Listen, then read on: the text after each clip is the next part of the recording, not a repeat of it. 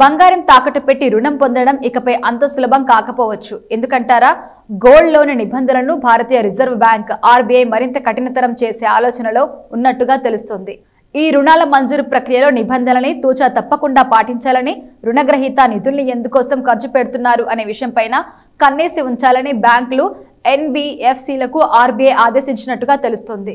అంతేకాదు, రుణగ్రహీతల బ్యాక్గ్రౌండ్ ను కూడా చెక్ చేయాలని, తాకట్టు పెట్టే బంగారం వాస్తవ హక్కుదారు ఎవరిది అనేది తెలుసుకోవాలని నిర్దేశించబోతుందని కూడా సమాచారం.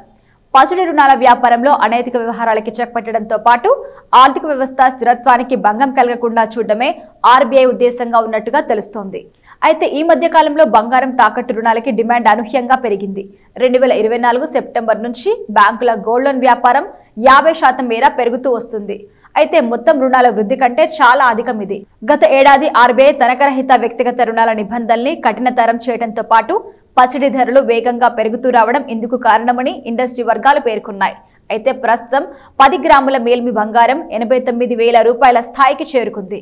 ఇక భారతీయులకు బంగారంపై మోజు చాలా ఎక్కువ. ప్రపంచంలో చైనా తర్వాత రెండో అతిపెద్ద బంగారం వినియోగ దేశం మనదే. అయితే పండగలు, పెళ్లిళ్లు బంగారం కొనుగోలు చేయటం సంప్రదాయంగా వస్తుంది. మన వారికి బంగారం అంటే కేవలం అలంకరణే కాదు, ఆపద నుంచి గట్టెక్కించేది కూడా. వ్యక్తిగత, వ్యాపార, అత్యయిక, స్వల్పకాలిక అవసరాలు తక్షణమే పొందగలిగేది పసిడి రుణం. కరోనా కష్టకాలం నుంచి బంగారం తాకట్టు రుణాలకు డిమాండ్ వేగంగా పెరుగుతూ వచ్చింది.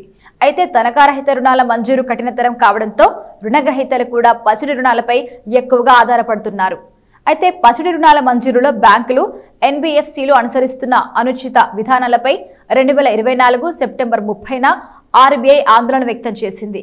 ఈ రుణాల సోర్సింగ్, తాకట్టు, బంగారం విలువ ముదింపు, అలాగే తనిఖీ ప్రక్రియ, పర్యవేక్షణ, బంగారం వేలం, లోన్ టు వాల్యూ అంటే ఎల్టీవీ రేషియో, రిస్క్ వెయిటేజ్ అంశాల్లో లోపాలు ఎత్తి చూపింది.